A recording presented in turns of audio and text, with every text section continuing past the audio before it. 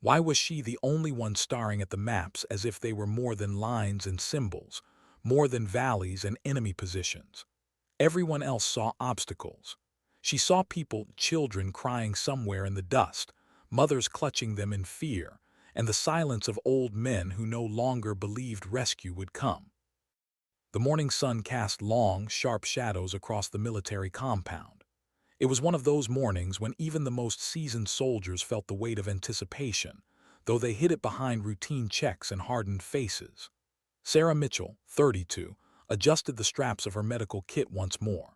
The motions were second nature. Gauze packed tight, IV fluids lined up in a way that she could grab them blind, antibiotics wrapped and sealed, scalpels she prayed she wouldn't need. 3 deployments had taught her that when the mission began, there would be no time to think, only instinct, only action. But something about today cut differently through her chest. Maybe it was the whispers among the men, the way Navy SEALs, men who had stared death in the eye countless times, exchanged glances that carried more gravity than words. Maybe it was the intelligence briefings that painted the village in chilling strokes. Taliban fighters dug in across rooftops, minefields lacing the canyon, civilians in a courtyard like livestock awaiting fate. 8 hours. That was all. 8 hours before those hostages, mothers, children, grandparents, would be executed as a warning to everyone who dared trust coalition forces. Sarah looked around the tent where the SEALs gathered, the air thick with diesel fumes, sweat, and silent prayers. Lieutenant Commander Jake Harrison leaned against the table, maps and photos spread before him, his weathered face carved with calculation. He laid out options, each one bleeding risk. Helicopters would be torn apart by RPGs. Ground routes were laced with death beneath the dirt. The canyon road was practically a grave already dug. For years, Sarah had patched up men like Jake and his team after firefights, steady hands pressing bandages against bullet wounds, calm voice promising they'd make it home. She was their constant, the medic who never flinched. They had come to trust her, respect her, but respect wasn't the same as inclusion. Not here. Not in this moment where life and death balanced on military decisions. She listened quietly as they debated. We'll lose too many before we even reach them. The rooftops give them full coverage. It's suicide if we go straight in.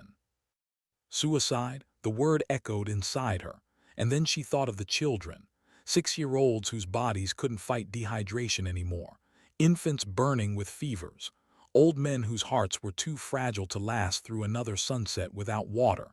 Suicide, or certainty, because to sit and calculate until the hourglass emptied was another form of death, a quieter one.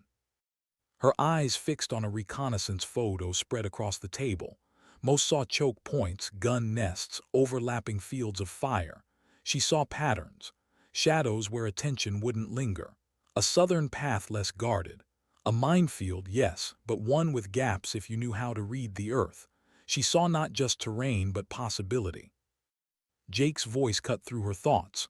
Sarah, medical assessment, how bad are they? She forced her voice steady.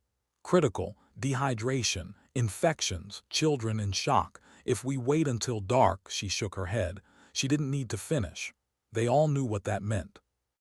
Silence fell thick and heavy. Even the youngest SEAL, barely 20, dropped his gaze. These men carried weapons, but today the weight in the room wasn't steel.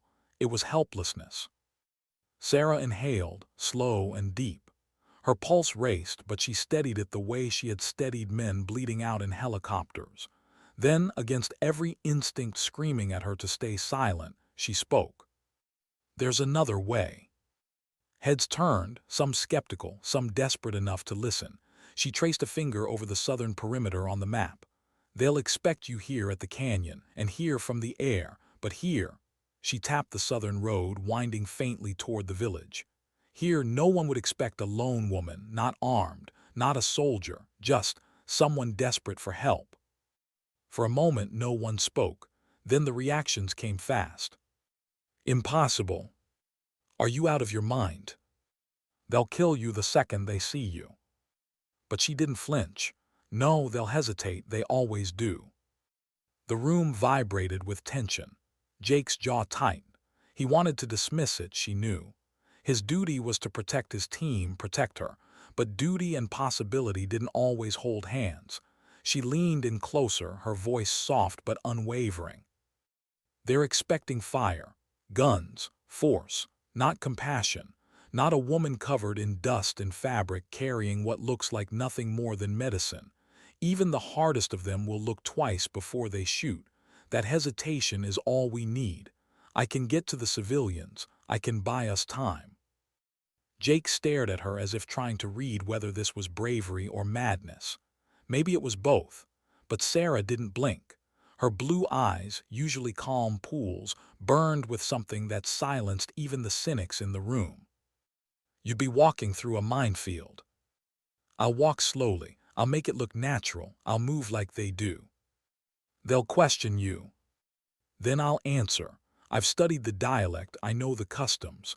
I'll tell them my family is sick, that I'm looking for help. They'll believe what they want to believe. And if they do? Sarah let the question hang. The truth was simple. Then I'll already be dead, but at least we'll have tried. The words dropped like lead in the tent. No one moved. The reality of it, that she was willing to walk alone, unarmed, into enemy hands for strangers, stripped the room of bravado. Even hardened men who had seen the worst of war looked at her differently now. Jake pinched the bridge of his nose, then exhaled slowly. "This is insane," he muttered, but his voice lacked conviction. The logic was undeniable, the risk astronomical, yet hope, slim as it was, flickered alive in the cracks of the impossible. Sarah knew what they were thinking, that she was reckless, that maybe she was just desperate to matter in a fight she didn't belong in. But she also knew something they didn't. She knew what it was to cradle a child gasping for air and know you were their only chance. She knew the silence that followed when you arrived too late. She knew the faces of mothers who looked at her with eyes that asked, wordlessly, why didn't you save them? That was the weight she carried into every mission. That was why she couldn't stay silent. Jake finally spoke again. "If we do this, we do it with every safeguard possible. You'll have a comms line. We'll time the diversion precisely. If you're compromised, we move in. No hesitation." Sarah nodded. She knew what that meant, a storm of gunfire. Civilians caught in the middle, her life forfeit, but she didn't argue. She simply said, "Understood." The room shifted after that. Maps were studied with renewed urgency. Routes planned, radios checked. Sarah's disguise was prepared, a burqa concealing everything except her eyes, fabric heavy in the Afghan heat but necessary. Her hair tucked away, her face erased. She practiced her walk, her shuffle, her lowered gaze. She became someone else. Not a soldier, not an American. Just a woman with sick children in a land where no one dared ask for help. Hours bled away into minutes. The sun climbed higher, scorching the sand, baking the compound in relentless heat. Each man checked his gear methodically, but their eyes betrayed something more. Respect, fear, and maybe, just maybe, a glimmer of awe for the woman who had dared to propose the unthinkable. Sarah checked her kit one last time, lightened it, pared it down. Only essentials. IV fluids disguised as cloth bundles. Bandages folded thin beneath fabric. Antibiotics hidden in seams. Everything carried like contraband beneath the veil of tradition. She touched each item like a talisman, then let her hands fall still.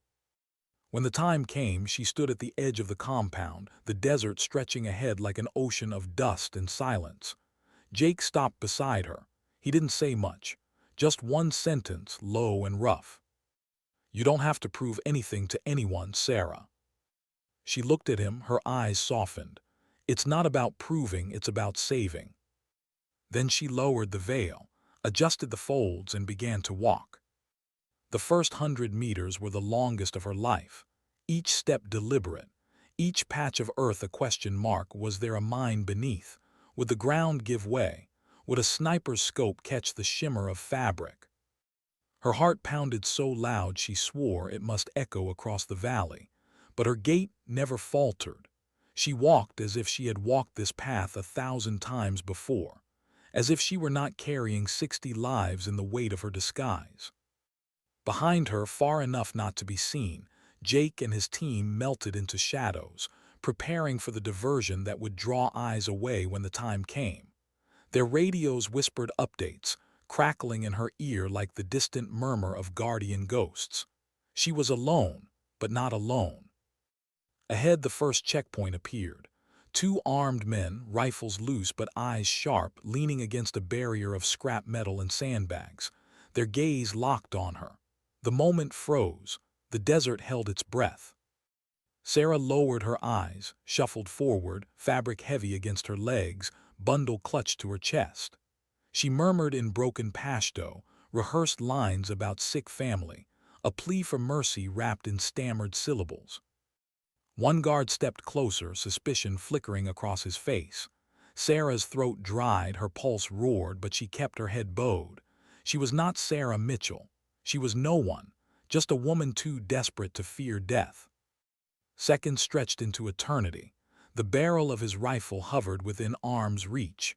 A single twitch, and it would all be over. Then finally, with a grunt, he waved her through. Sarah didn't quicken her pace, didn't look up. She walked past, every step measured, her lungs screaming for air she wouldn't let herself gasp. Only when the checkpoint faded behind her did she let one silent breath escape. The mission had begun. What gave her away first, the tremor in her hands, or the way her heart beat so loud it felt as if the whole valley could hear it? She forced her fingers around the bundle of cloth against her chest. It was not fear she carried. It was medicine, life disguised as fabric. And if she faltered now, 60 souls would be swallowed by silence before nightfall. The dirt road sloped downward, twisting between stone huts by bullet holes and neglect. Heat shimmered in the air, bending the horizon like glass. Every sound pressed into her ears too sharply. The crunch of sand beneath her sandals, the faint rustle of fabric against her legs, the crackle of a distant radio carried on the wind. She reminded herself to breathe slowly, evenly, as she had practiced. Inhale through her nose, exhale shallow, nothing hurried, nothing strange. The checkpoint was behind her, but she dared not look back. Ahead, the village opened like a wound, empty alleys that should have been filled with laughter, courtyards that should have carried the scent of bread baking. Instead, there was only silence, the kind of silence that made her teeth clench. She knew why. Everyone was being held in the central square, penned together under watchful rifles. Her radio ticked faintly against her ribs. Jake's voice, low and calm. "Diversion team moving. You've got 30 minutes until first contact." 30 minutes. Not long enough, not nearly, but it was the bargain they had made with fate. She passed a shuttered shop, its wooden planks splintered by shrapnel. A shadow moved across the doorway, a fighter slipping between positions. She lowered her gaze further, heart hammering.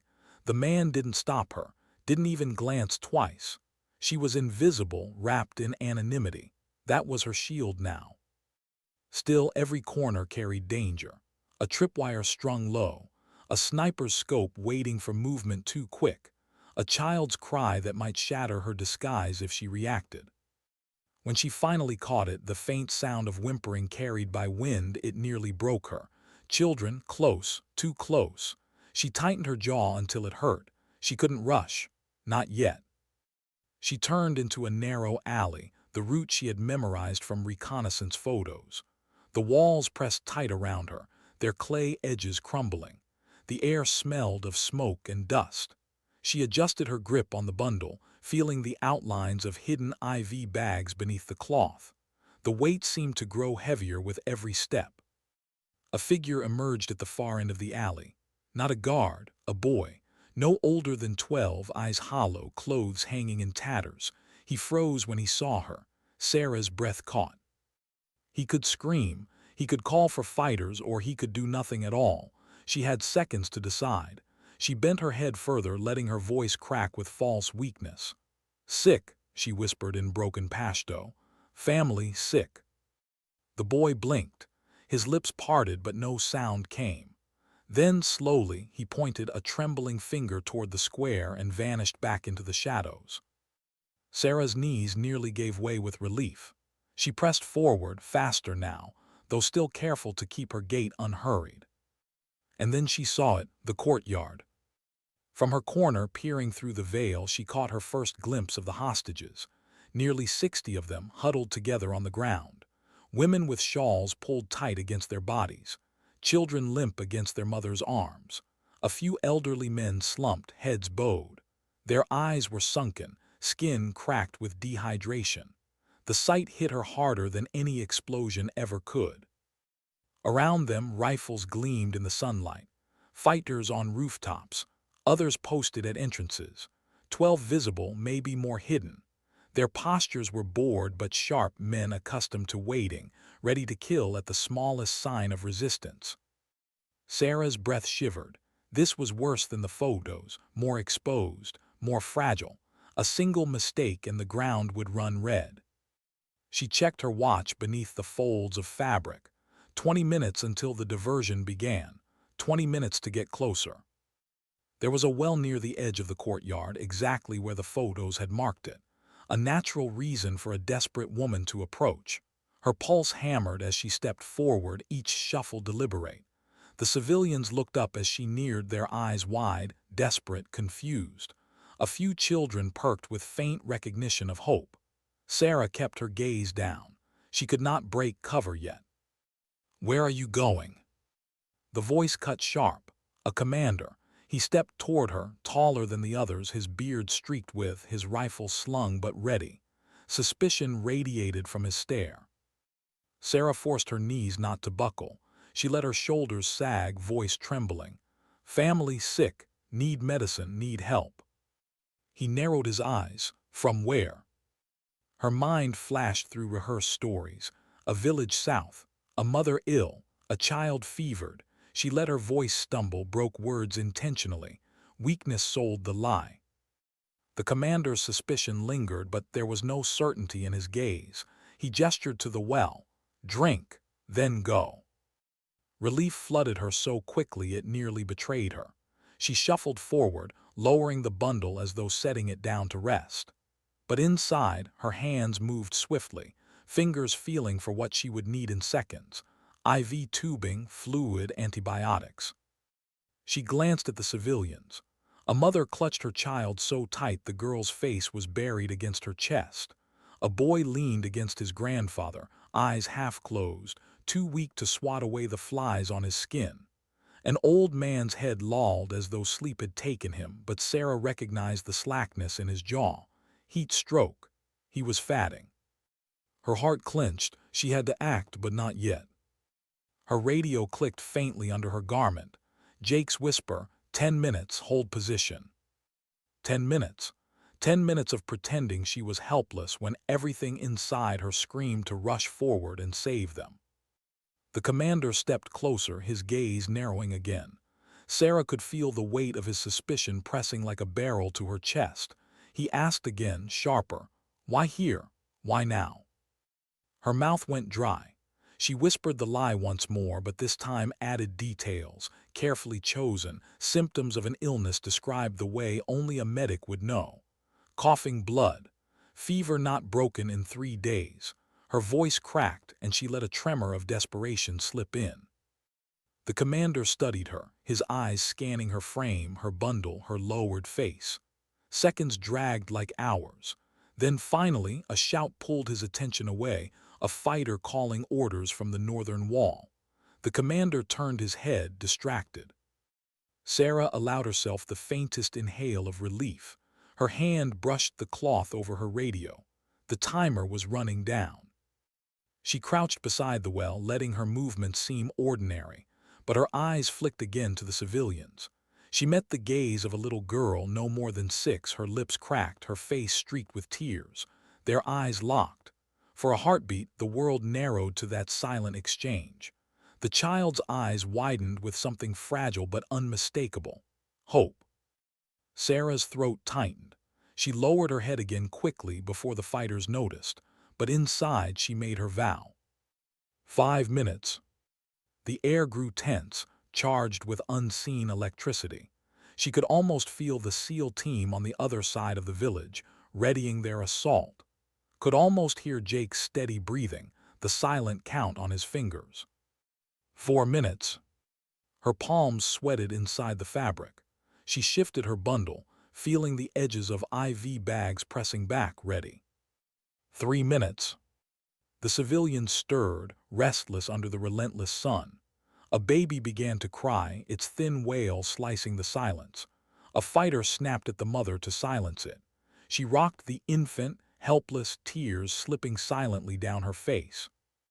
2 minutes. Sarah's chest ached. Her pulse thundered. She whispered into the veil, too soft for anyone but herself to hear, "Hold on, please, just hold on." 1 minute. Jake's voice crackled through the radio. "We're live, stand by." The commander turned again, scanning the northern perimeter. Suspicion hardened in his stance, as if his instincts warned him something was about to happen. Sarah lowered her head, clutching her bundle. Then thunder. Explosions ripped across the northern wall. Gunfire roared, echoing through the alleys. Shouts erupted from fighters, chaos swallowing their composure. Dust lifted in violent clouds as the ground trembled. The commander cursed, barking orders. Fighters scrambled, sprinting toward the north, leaving positions half-guarded. Sarah's chance. Her breath came sharp, fast. She rose, pulling medical supplies free from beneath the folds of her burqa. The bundle fell open, not with fabric, but with instruments of survival, IVs, bandages, antibiotics. The civilians gasped. Confusion flickered into recognition. Mothers pulled children closer, eyes widening. Sarah whispered urgently in broken Pashto and English both, "I'm here to help. We're leaving, now." She dropped beside the little girl first, the one who had looked at her with hope. Her skin was hot, her pulse faint. Sarah's hands worked swiftly, slipping the IV into place, the bag hidden beneath cloth lifted by the girl's mother. The child's eyes fluttered. A weak sound escaped her lips. Alive. Sarah's chest tightened with relief, but there was no time to savor it. She moved to the old man, her hands precise even as chaos echoed beyond the courtyard. His pulse was erratic, shallow. She dripped water over his face, started fluids, coaxed him back from the edge. A guard still lingered at the far wall, his eyes darting between the northern chaos and Sarah's sudden activity. He frowned, stepping closer, suspicion hardening. His rifle tilted in her direction. Sarah pulled the burqa back over her head quickly, crouching low, pretending to simply soothe the sick child. But her hands didn't stop. She pressed antibiotics into a mother's palm, whispered how to use them. She signaled to older children, handing them IV bags to hold. She planted seeds of order in chaos. The guard hesitated. Confusion knitted his brow. He didn't fire, not yet. Sarah's radio cracked. Jake's voice urgent now. Resistance heavier than expected. Reinforcements moving. Your windows shrinking. Her jaw clenched. She glanced again at the civilians, their frail faces, their trembling bodies. She whispered, fierce despite the fear in her chest, "We're not dying here." What gave her away? The way her hands never stopped moving, or the fire in her eyes that no village woman would dare hold before armed men. The guard stepped closer, suspicion sharpening like a blade. His rifle angled toward her chest. Sarah froze, her fingers still on the IV line of the old man gasping beneath her. She felt the heat of his shallow breaths, the weight of the guard's stare, the echo of gunfire rattling from the north. Her cover was seconds from collapsing. She rose slowly, letting the burqa slip back, revealing the pale strands of hair tucked beneath, the sharp blue eyes the disguise could no longer hide. Her heart pounded against her ribs, but her voice came steady, low, unflinching. "I'm not here to fight you. I'm here for them." The guard blinked, his face hard but not unreadable. Shock crossed it first, then fury. A foreign woman, an American, alive in his courtyard, kneeling before the hostages. His finger twitched on the trigger. But Sarah didn't step back. She pointed to the little girl at her side, the IV dripping life into her arm, her chest rising more evenly now. Then to the old man, whose lips parted as he swallowed weakly, clinging back from the edge of death. Her voice broke with urgency. "Look at them, look." The guard's eyes flickered, confused, unsettled. He wasn't lowering his rifle, but he wasn't pulling the trigger either. For a breath, the world hung in that fragile balance. Then a shout ripped through the air, the commander returning, fury etched across his face, reinforcements at his back. Sarah's chest clenched. She was out of time. The commander's eyes landed on her, his shock instant, his rage explosive. He barked orders in Pashto, men raising rifles, voices overlapping with shouts, the courtyard surging with chaos. Sarah didn't flinch. She lifted her hands, palms open, body angled in front of the children who pressed behind her. Her voice rose above the gunfire in the distance, raw and desperate. "I'm a medic, only a medic." The commander's rifle leveled at her, his voice thundered, "You lie." Her breath caught, but she forced words through the fear pressing her throat. "I save lives, not take them." She pointed again, to the little girl whose lips were no longer cracked white, whose eyes fluttered half open, fragile but alive. To the old man whose chest no longer rattled with every shallow gasp. The civilians behind her stirred. A mother whispered fiercely in Pashto, clutching her child. Another raised her voice, trembling but strong, pointing at the IV line Sarah had placed. The words cut through the courtyard like an unlit fuse. She saved her. She saved him. The commander hesitated, just for a heartbeat, but hesitation was enough.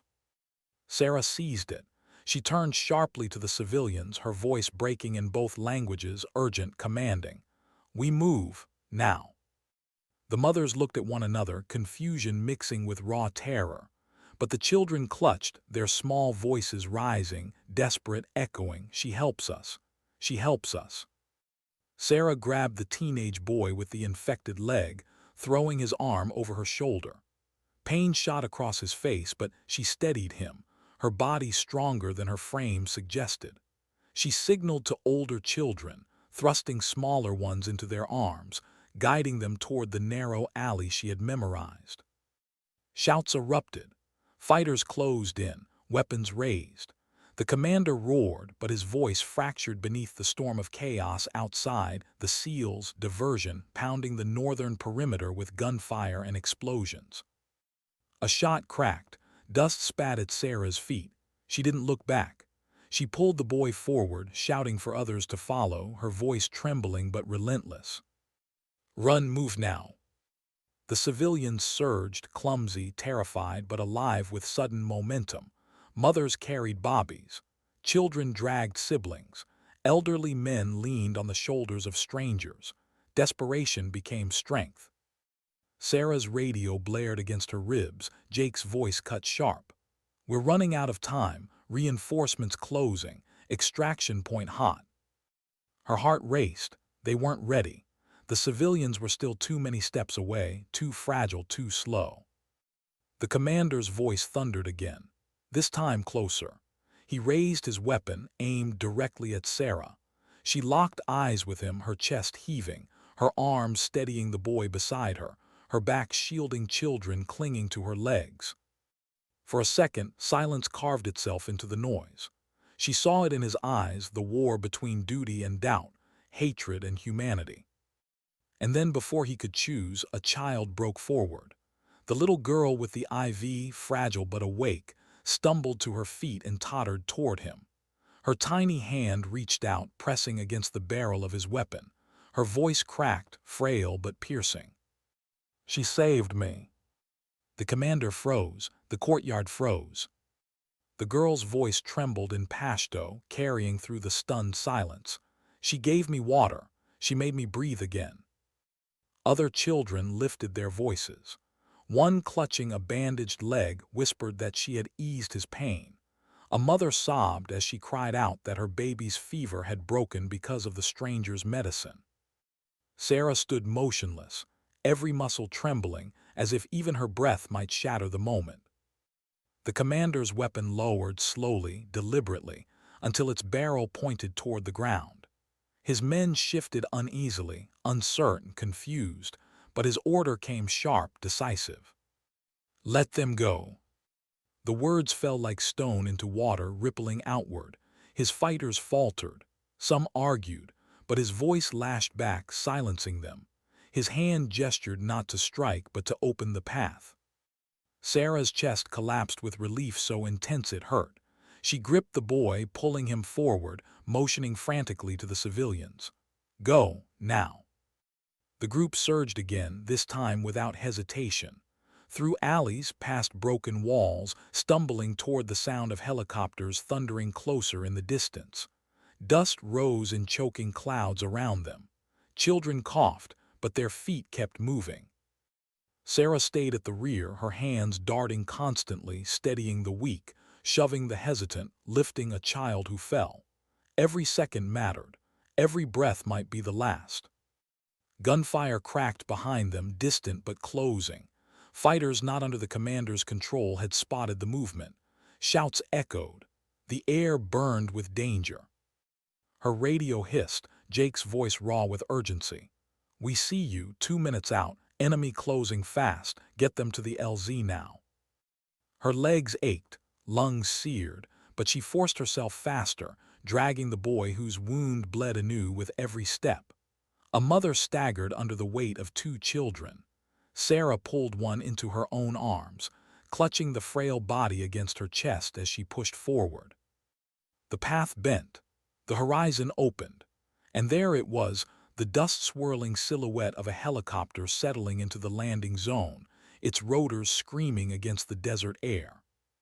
Civilians cried out, their steps breaking into desperate half-sprints. The crew chief leapt down, waving frantically, shouting over the roar. But the enemy was coming too. Shadows darted across rooftops. Gunfire rattled against walls. Bullets spat into the sand just meters away.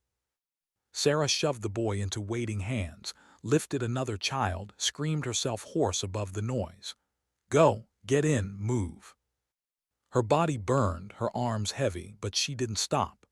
She ran back twice, pulling stragglers, steadying the elderly man she had revived, dragging him forward until he collapsed into the arms of waiting SEALs.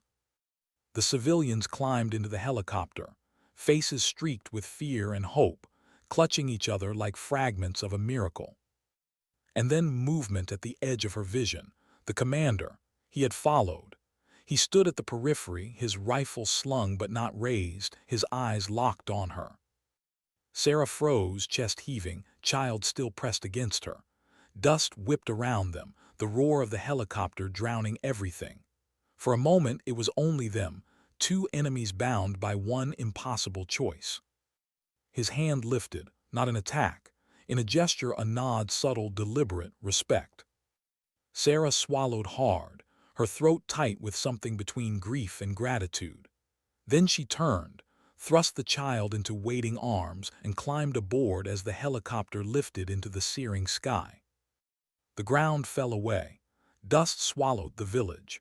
And below the commander remained, his figure shrinking, still standing, still watching. Sarah collapsed against the metal floor, breath ragged, hands trembling around the small fingers of the girl who had stood between life and death with nothing but a few whispered words. The child's eyes fluttered closed, her hand still wrapped around Sarah's own. The helicopter banked hard, gunfire rattling in the distance, but the civilians inside clutched each other with sobs of relief. Alive. Against all odds, alive. Sarah closed her eyes, exhaustion drowning her, but beneath it a truth burned steady. It wasn't firepower that had saved them, not tactics, not steel. It was mercy, a fragile mercy that had cracked open the walls of war long enough for 60 lives to slip through. Was it relief that made her hands shake, or the realization of what they had just done? Sarah pressed her back against the vibrating metal wall of the helicopter, her chest heaving as rotors screamed overhead. Dust clung to her skin, sweat stung her eyes, and in her lap, the little girl's tiny fingers remained wrapped around her own. The cabin was chaos, a symphony of sobs, gasps, urgent prayers. Mothers clutched children, pressing them tight as if afraid they might vanish into dust again. Old men sat with heads bowed, murmuring thanks in voices hoarse from thirst. A baby cried, its fragile wail somehow than any song Sarah had ever heard. She worked through it all, hands steady despite the tremor inside her. IV bags dangled from whatever hooks she could find, tubes taped with precision against fragile skin. She pressed water to parched lips, whispered reassurance in broken phrases. Her voice trembled, but her eyes held steady as she moved from one civilian to another. The little girl stirred, her lips cracked but her voice stronger than before. "You didn't leave," she whispered, her words muffled by the roar. Sarah's throat tightened. "I told you I never would." Across the cabin, Jake crouched, rifle still in hand, eyes sweeping the skis through the open door. Sweat carved lines down his dirt-streaked face, but his gaze flicked to her briefly. Relief shone there, tempered by disbelief. He had doubted her plan. They all had. And yet here they were, alive against every calculation. The radio crackled in his ear. His reply was curt. "Copy. We're inbound, 30 minutes to base." He leaned back against the doorframe, exhaling hard. Only then did he let his eyes close for a fraction of a second, as if finally releasing breath he had been holding since Sarah had taken that first step into the village. But Sarah didn't close her eyes. Couldn't. The images burned too sharp, the commander's weapon leveled at her chest, the girl pressing her small hand against the barrel, the nod that had opened the way to life. Relief was a fragile thing. She feared if she let go of her vigilance even now, it would all collapse. The helicopter lurched suddenly, banking hard.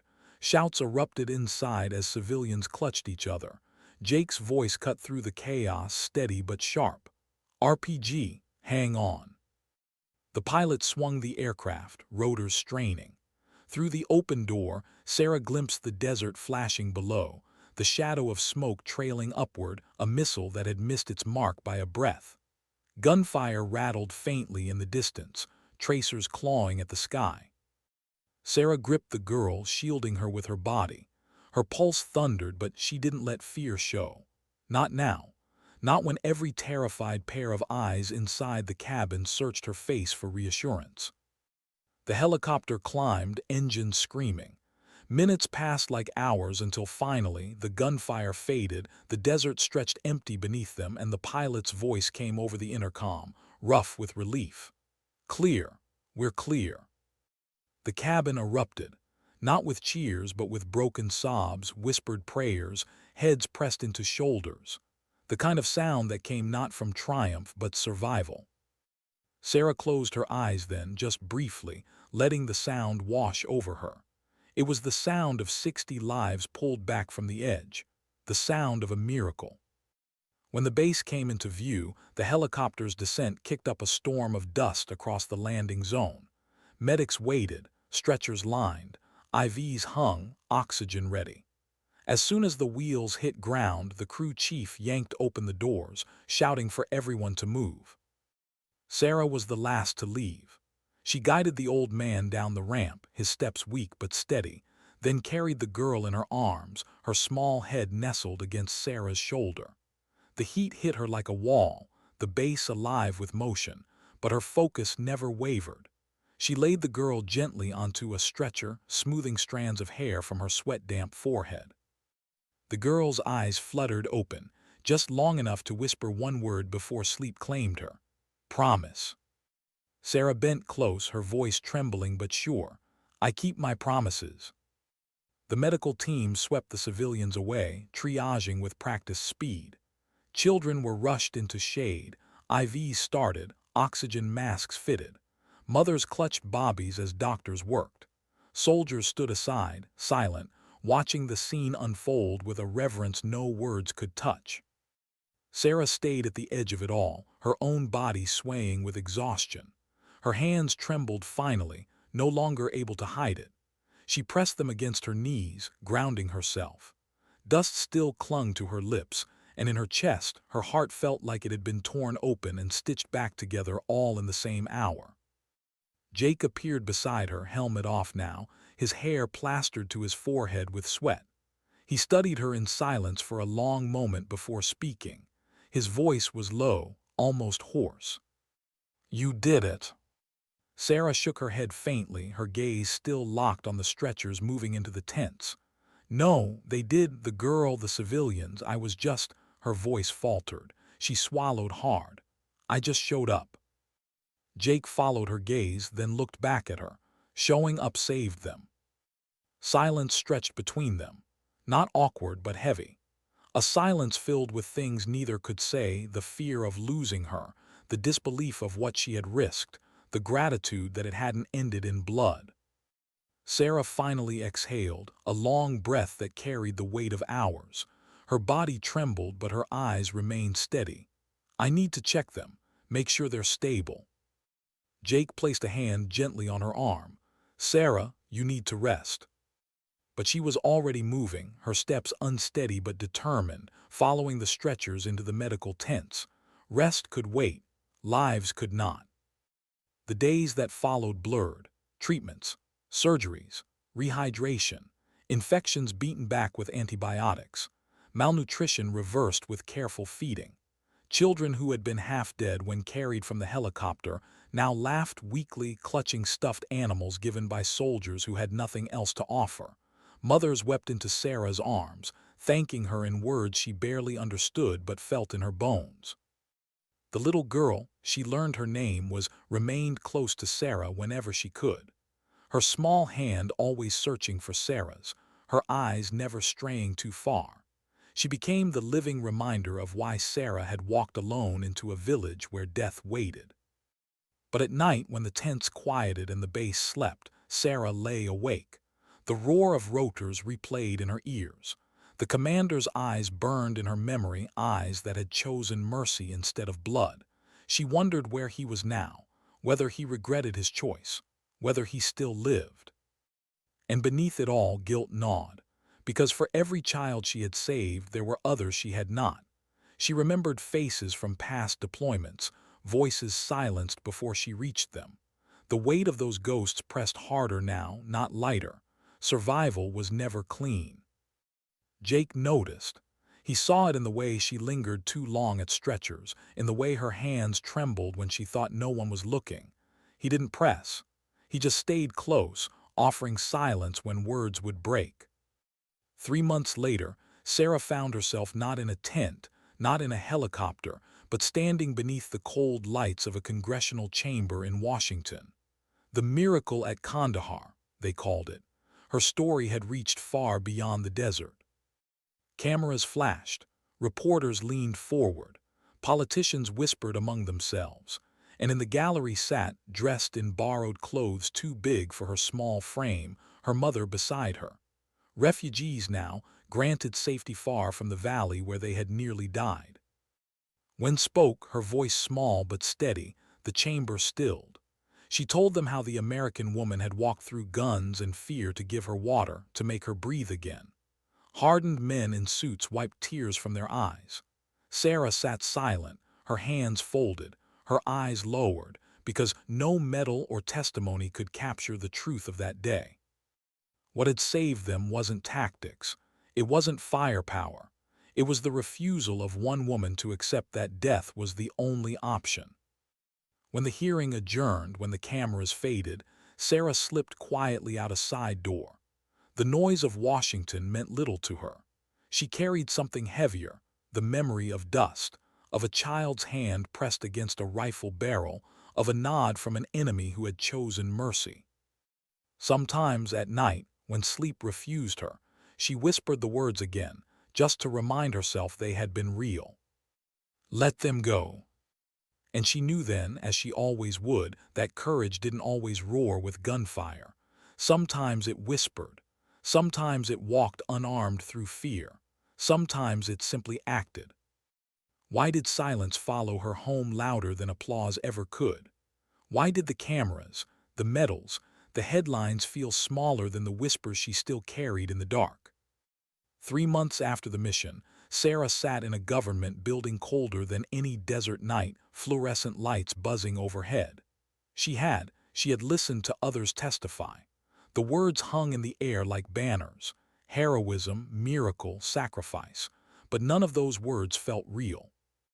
What felt real was, the child sat just rows behind her, her small hand clutching her mother. She had grown stronger, cheeks fuller now, eyes brighter. She had learned enough English to say what no decorated general could: "She saved me." She didn't leave. The chamber had gone still. A senator pressed a hand to his mouth. Even Jake, standing stiff in his uniform, blinked hard against the sting in his eyes. But Sarah, sitting there, had lowered her gaze. Because those words were true, they weren't the whole truth. She had not saved them alone. She remembered too well the moment when everything might have ended in fire, and a commander's hand that had lowered, not tightened, on a trigger. That man haunted her, not his threat but his mercy. She had seen war strip away humanity from countless soldiers, American and Taliban alike. And yet, in one impossible moment, he had chosen children over orders, compassion over violence. And for that, he had paid. The intelligence briefings came weeks later. His own organization had executed him for betrayal. The intercepted transmission had chilled Sarah's blood. "I honor Allah by protecting children." She carried those words like a wound, because she had lived when he had not, because mercy had cost him everything. At night in her apartment in Virginia, she replayed it. Not the firefight, not the dust, but his eyes in that final second, the conflict, the hesitation, the decision. And she wondered if he had known what it would cost, if he had cared, or if, in that instant, he had simply refused to let hatred dictate who he was. The world, of course, made its judgments quickly. News anchors praised her. Veterans' halls spoke her name. Editorials debated whether she was reckless or courageous, foolhardy or visionary. Medical schools dissected her choices as case studies. Some called her a savior. Others called her lucky. She called herself neither. She called herself tired. Letters began arriving, stacked in piles at her door. Survivors scattered across the globe wrote to her in shaky handwriting, in halting English, describing how her presence had changed the way they saw the world. Families named newborns after her. An old man she had cooled with water sent a letter stamped with shaky ink. "I live because you did not turn away." And yet every envelope felt heavier, not lighter, because she had not saved everyone. She remembered bodies she had touched in other places, other deployments, when her hands had been too late. She remembered boys whose eyes had gone glassy beneath her fingers, men whose last words she had whispered back only to ease their passing. Those ghosts pressed harder now, their silence louder in the wake of voices thanking her. Jake called sometimes, checking in. His voice was steadier now, his rank heavier. "They put your name up for the Medal of Honor," he told her once. "It's done. Signed." Sarah sat in silence on the other end of the line. When she finally spoke, her words were quiet. "Medals don't bring them back." He didn't argue, he just said, "No, but they remind the living what's possible." Still, when the medal was pinned to her chest months later, she felt only the weight of metal against fabric, not against her heart. Cameras flashed. Applause thundered. She smiled politely, thanked them, shook hands. But inside, her thoughts were elsewhere, back in a courtyard where a child's hand had pressed against a rifle and rewritten the end of a story. The ripples spread farther than she had imagined. Coalition reports showed recruitment for enemy fighters faltering in some regions. Locals whispered the story of the American nurse who had walked unarmed into a village and carried children out alive. Trust began to shift in places where trust had long been dead. And yet the cost was always there. Intelligence confirmed what Sarah already knew: the commander had been executed. A brief radio intercept carried his final words. She read the transcript once, then again, and again, until the letters blurred. "I chose to honor Allah by protecting children." Sarah pressed the paper to her chest, her breath shaking. It was not forgiveness she felt, not absolution, but a recognition that even in war, humanity had not been extinguished, and that knowledge, as fragile as it was, demanded something of her. She could not go back to quiet hospitals, to routine deployments, to a life where she treated wounds but ignored the deeper fractures of war.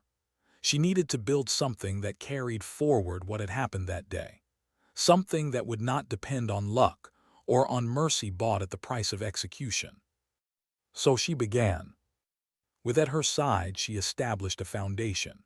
Its name came easily, Hope, a promise woven into a title. Its mission was simple and impossibly ambitious: provide medical training and supplies to conflict zones, not for soldiers, not for governments, but for civilians caught in the crossfire. She spoke at universities, at medical schools, at international forums. Her voice, steady but never boastful, carried the same message: medical care must transcend politics. A healer's duty belongs to humanity, not to sides. Some called her radical, but others listened. Donations came. Volunteers signed up. Doctors and nurses, veterans and civilians, students just beginning their careers, they joined her. They carried supplies into places where no flag could fly safely. They treated children whose names would never make headlines. Jake joined her too, years later after retiring from the SEALs. He brought with him not just tactical knowledge, but a loyalty forged in fire. Together, they delivered aid to corners of the world most had abandoned. Together, they kept alive the fragile truth that had saved 60 lives in a single courtyard, that mercy was stronger than fear. But Sarah never escaped the nights, the dreams, the minefield beneath her feet, the barrel of a rifle inches from her chest, the ghosts of those she had not reached. She carried them quietly, not as burdens but as reminders. And on evenings when exhaustion pressed too hard, when the work seemed too vast, she would take small hand in hers and remember. Remember that one act of courage had birthed another. That a girl once too weak to stand had grown strong enough to walk beside her, to speak at conferences, to study medicine herself. The cycle of healing continued. And Sarah, though still haunted, found in that cycle something steadier than applause, heavier than medals, louder than silence. She found purpose. What does healing look like when the healer is still bleeding inside? Years slipped by like desert winds, carrying both progress and ghosts. Sarah built her life around the foundation. Hope spread beyond Afghanistan, beyond the Middle East into Africa, Southeast Asia, anywhere conflict carved wounds into communities too fragile to withstand them alone. She traveled constantly, flights, convoys, bullet-pocked villages, makeshift clinics set up under tarps. She carried the same calm in these places as she had in that courtyard: quiet hands, steady voice, an unshakable presence that whispered, "You are not forgotten." And yet inside she was not untouched. At every border crossing, every checkpoint, every dusty road lined with suspicion, memories stirred. The crunch of her boots across mine-laced dirt, the sting of sweat running into her eyes as rifles followed her from rooftops, the 6-year-old hand against a rifle barrel. She carried those memories not as stories to tell donors or politicians, but as shadows stitched into her bones. Saw it, even as she grew older, from a fragile girl clinging to Sarah's hand into a teenager whose stride carried strength. She noticed the way Sarah's eyes lingered too long on children crying in pain. She noticed how Sarah's hands trembled slightly when sirens wailed at night, how her sleep was restless. "Do you still dream of that day?" asked once, her voice careful. Sarah, who had always answered questions with gentle honesty, hesitated. Then she nodded. "Yes, some nights I walk it all again." "Do you regret it?" Sarah's throat tightened. She thought of the commander's face, of the weight of 60 lives in her arms. She shook her head. "No, I regret only the ones I couldn't reach." Didn't press further. She just reached for Sarah's hand, as she had when she was 6, and held it in silence. The foundation grew, its work recognized worldwide. Universities invited Sarah to speak. Governments sought her counsel. The media painted her as a rare combination of soldier and healer, warrior and humanitarian. She accepted the attention politely, used it to gather support, but inside, the spotlight felt foreign. At one conference in Geneva, she stood before a hall filled with world leaders, doctors, journalists. Slides behind her showed statistics of lives saved, clinics built, training programs launched. When her turn to speak came, she didn't show them numbers. She showed them a photograph. A child no older than had been, cradled in a mother's arms, an IV taped to a thin wrist. "This is why we do it," she said simply. "Not for medals, not for speeches, for them, for the ones who have no one else." The room fell silent. Some wept quietly, others applauded thunderously. Sarah simply stepped back, her hands folded. But that night, alone in her hotel room, the applause echoed differently. She stared at the ceiling, hearing instead the roar of helicopter rotors, the crack of rifles, the silence after a commander's voice had said, "Let them go." She whispered into the dark, as she often did, "Why me? Why am I still here?" The question never had an answer. Blossomed into adulthood like sunlight through cracked stone. She studied medicine, driven by the memory of Sarah kneeling in the dust to save her. By 20, she wore a white coat in hospitals, her dark hair tied back, her hands steady in ways that mirrored Sarah's own. By 22, she traveled with the Foundation into conflict zones, her name carrying weight not just as a survivor, but as a healer in her own right. "I want to go back," told Sarah one evening, her voice steady, her eyes unwavering. "Back to Afghanistan, to the village, to where it happened." Sarah's chest tightened. "I need to. I was a child then. I want to see it now with my own eyes, to give back." Sarah hesitated. Part of her wanted to shield forever from the ghosts that still lingered in that valley. But another part knew the truth. The cycle of healing could not continue if never faced where it had begun. And so they went. The village was different now. Coalition forces had secured it years ago, rebuilt some of its structures. A medical center stood where once a courtyard had been filled with fear. Children ran barefoot through alleys, their laughter echoing where silence had once suffocated. A plaque stood at the entrance of the clinic, etched in stone. It bore Sarah's name, and beneath it, words that made her chest ache, "To the unknown commander who chose mercy." Traced the letters with her fingers, her eyes glistening. They remembered him. Sarah nodded, her throat too tight to speak. Inside the clinic, Sarah watched move with grace, treating patients, speaking in fluent Pashto, laughing with children. She saw in her the continuation of something far greater than herself, a legacy not built on medals or speeches, but on small acts of healing through generations. Yet as proud as she felt, the ghosts did not leave her.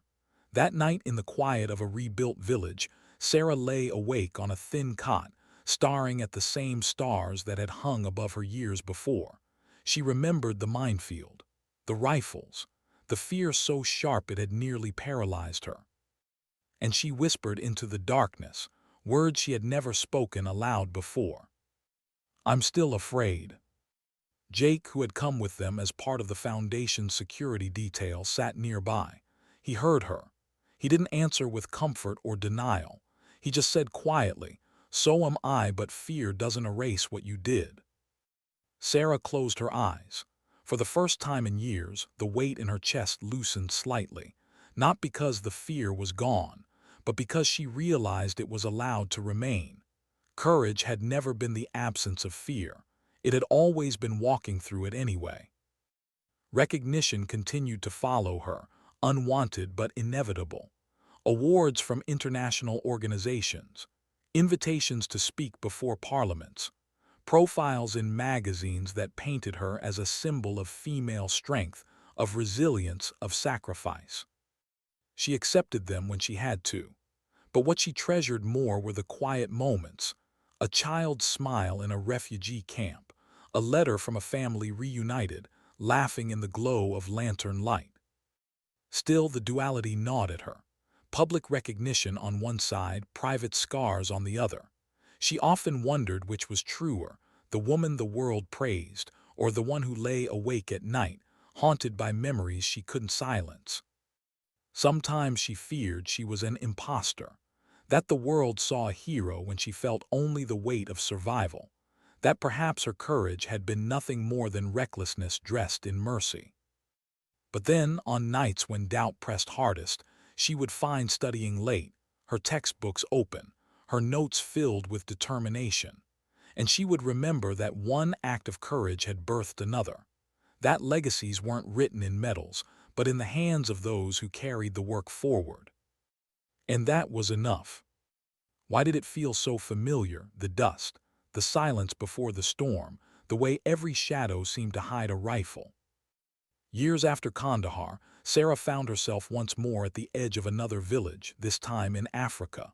Civil war had split the region into factions, each side brutal, each side claiming the land as theirs. Civilians were again trapped in the crossfire. And again, word had reached Hope that children were starving, untreated, forgotten. The request came through international partners. Would Sarah come? Would she bring her team? She should have said no. She had people now, trained doctors and nurses, capable of leading missions without her. But when she read the reports, civilians herded into a schoolhouse, barricaded by armed men, she felt the same pull in her chest she had felt that morning in Afghanistan. She told Jake she was going. He didn't argue, but his silence said everything. Now crouched in the dust, Sarah studied the outline of the school through binoculars. The building's roof sagged, windows shattered. Through the glassless frames, she caught glimpses of women rocking children, men slumped against walls, their faces hollow with hunger. Armed fighters patrolled outside, weapons slung, their movements bored but sharp. It was Kandahar all over again, only the geography had changed. Her heart pounded. She lowered the binoculars, pressing them to her chest as if to quiet the tremor inside her. The minefield might not be there this time, but the fear was. The sharp, visceral memory of walking into danger unarmed, of trusting that mercy would outweigh violence. But was mercy still possible? Or had that one commander been the exception in a world too to repeat itself? Crouched beside her, older now, her face steady but her eyes betraying unease. "We can wait," she said softly. "Negotiate for their release. Coordinate with peacekeepers." Sarah's jaw tightened. She wanted to believe that. But she saw the children's faces, hollow eyes, limp bodies. Time was not their ally. "They won't last that long." Jake spoke next, his voice low. "You don't have to prove anything, Sarah. Not again." She turned her gaze on him, the same steady fire he remembered from Kandahar flickering now beneath exhaustion. "This isn't about proving. It never was." Her mind wrestled with itself. Every instinct screamed not to repeat the past. She was older now, worn by years of service, haunted by the weight of memory. But every part of her that still remembered's tiny hand clutching hers whispered the same truth. "You can't leave them." She closed her eyes, breathed once, then spoke. "I'm going in."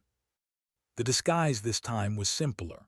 Local clothing, a scarf pulled low across her face, a bundle of supplies cradled in her arms. But as she adjusted the fabric, her hands shook. Not from doubt in the plan, but from the ghost of memory pressing close. She remembered the crunch of dirt beneath sandals, the rifle barrel inches from her chest, the words "let them go." Her pulse thundered. She whispered to herself, one step at a time. Caught her arm before she left. "Sarah, you don't have to carry this alone anymore." Sarah met her gaze, pride and sorrow tangled in her chest. "I know, but if I don't walk forward, who will?" And then she was moving. The walk was the same, slow, deliberate, every step a gamble. Fighters turned, rifles glinting in the sun. Suspicion narrowed their eyes as she approached, shuffling, bundle pressed tight. Her voice trembled as she spoke in broken dialect, words rehearsed but fragile. "Family sick. Children need help." One fighter barked at her, weapon raised. Another stepped closer, frowning. She kept her head bowed, her posture submissive. Inside, her heart raged, every nerve screaming. A pause stretched, then reluctantly they waved her through. She crossed the threshold of the schoolhouse, the air thick with heat and the stench of illness. Dozens of eyes turned to her, wide, desperate, sunken. Mothers clutched children too weak to cry. An old man coughed violently, blood staining his lips. The room was suffocating with despair.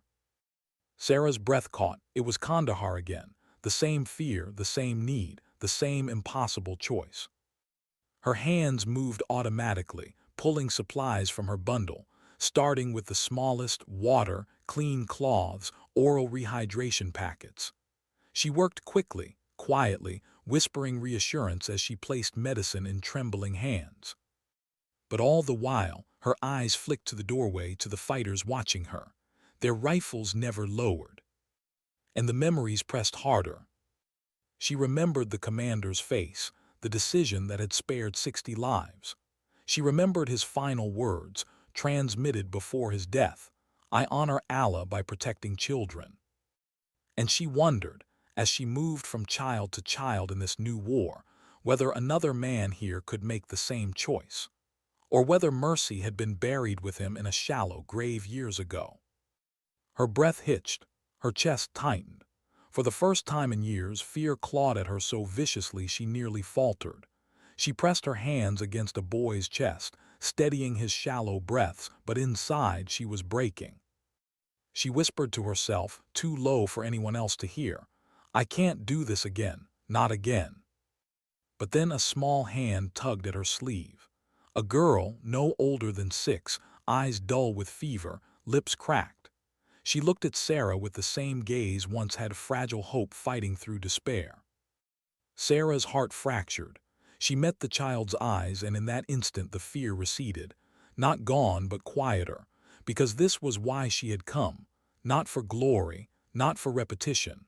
For this, the chance to keep one more child alive. She steadied her voice, strong despite the tremor inside. "You'll be all right, I'm here." Outside, gunfire rattled faintly, a skirmish between factions. The fighters at the door shifted uneasily. Time was running thin. Sarah pressed faster. IV bags hung from nails driven into crumbling walls. Antibiotics handed out in whispered instructions. Mothers kissed her hands, tears wetting her skin. Her radio crackled softly beneath her scarf. Jake's voice, urgent: "Reinforcements moving toward you. We need to extract now." Her chest clenched. Not again, not the same choice, not the same chaos. But this time she wasn't alone. Burst into the doorway, scarf pulled low, medical bag slung across her shoulder. Her eyes found Sarah instantly, fierce and determined. "You don't carry it alone anymore," she said, breathless but steady. Sarah's throat tightened. For years she had borne the weight of Kandahar as if it were hers alone to carry. But now, standing here, she realized the truth: courage could be shared. Mercy could multiply. Together they guided civilians toward the exit, whispering directions, steadying the weak, pushing forward despite the shouts of fighters, despite rifles raised in panic. And as chaos threatened again, Sarah felt something shift inside her. The fear was still there, but no longer paralyzing. Because this time, she wasn't walking alone into the fire. She was walking beside the very child she had once saved, now grown, now strong, now saving others. And in that she found her answer. How many times could a person walk into fire and still return whole? How many times could mercy win against hatred before the weight of it all became too much? The schoolhouse evacuation did not end in gunfire, though it threatened at every corner. Fighters shouted, their weapons raised, panic flickering in their eyes as civilians pressed past them under Sarah's guidance. And then, almost impossibly, the weapons lowered, not in surrender but in hesitation. Perhaps it was the sight of women clutching bobbies, their desperation too raw to ignore. Perhaps it was the sight of, young and fierce, moving with the same determination Sarah once had. Or perhaps it was memory, some echo of humanity that even war could not extinguish. Whatever it was, the fighters stepped aside. Civilians spilled into the open air, stumbling toward the waiting convoy of trucks arranged by Jake and the team. Engines roared, dust rose, children coughed but laughed through cracked voices. They were leaving. alive. Sarah lingered in the schoolhouse doorway, her chest heaving, her body trembling with the strain of both past and present colliding. For a moment, she was in two places at once, here in Africa and years ago in Afghanistan. A courtyard, a commander, a nod that had changed everything. She whispered into the empty air, words meant for someone who could no longer hear them. "We carried it forward. Your mercy wasn't wasted." The trucks rumbled away from the village, bouncing across rough roads. Dust streamed behind them like ghosts refusing to let go. Inside, Sarah sat pressed against the wooden slats, her body exhausted, her mind caught between pride and ache. Sat opposite her, a child nestled against her lap, whispering reassurances. Their eyes met, steady and unspoken. "We did it." But Sarah's gaze lingered longer. She saw not just the young woman had become, but the fragile 6-year-old who had once clutched her hand in terror. The cycle had completed. What had begun in desperation had become legacy. Jake leaned close, his voice rough above the roar of the engine. "You keep finding yourself in the middle of miracles." Sarah shook her head faintly. "Not miracles, just people choosing something better." He studied her for a moment, then nodded, understanding.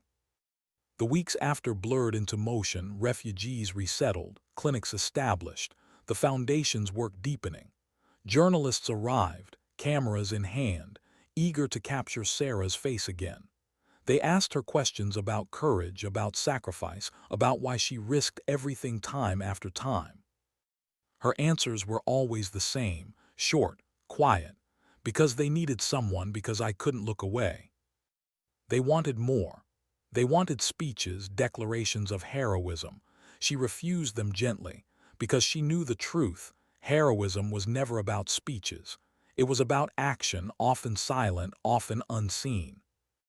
And still recognition came. Awards, medals, invitations. She accepted some, declined others. Each one felt hollow beside the memory of children laughing in a clinic courtyard, beside the sight of leaning over a patient with steady hands. Years passed. The foundation grew stronger, wider, more resilient. Sarah stepped back slowly, her body too worn to carry the same weight it once had. But she did not fade. She mentored, guided, and stood quietly behind the new generation among them as they carried the work forward. Became a doctor, her reputation spreading like Sarah's had. She spoke with authority, healed with gentleness, led with courage. She returned often to the village in Afghanistan where it had begun, the plaque at the clinic door a reminder of how fragile and how powerful a single choice could be. Sarah visited less often, her body unwilling to endure the journeys. But when she did, she would stand at the edge of the courtyard, watching children play where once rifles had glared down, and she would breathe deeply. For a moment, the ghosts grew quiet. In her later years, Sarah lived simply. A small home near the sea, the sound of waves instead of rotors.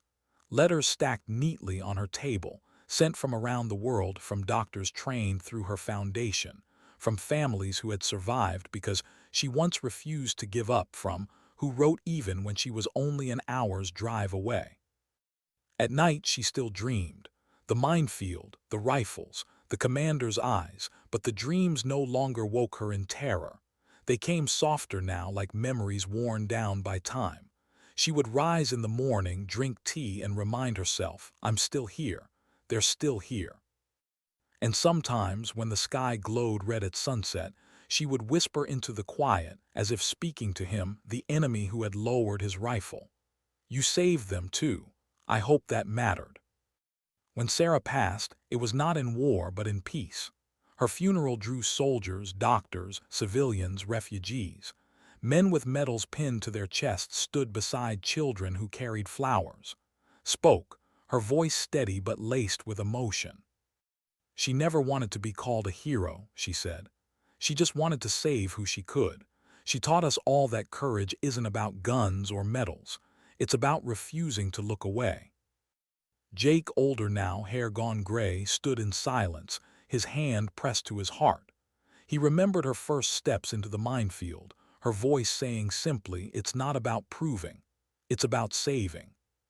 The world called her a legend, but those who knew her best remembered her differently, as a woman whose greatest weapon had been compassion, whose greatest courage had been to act when silence would have been safer.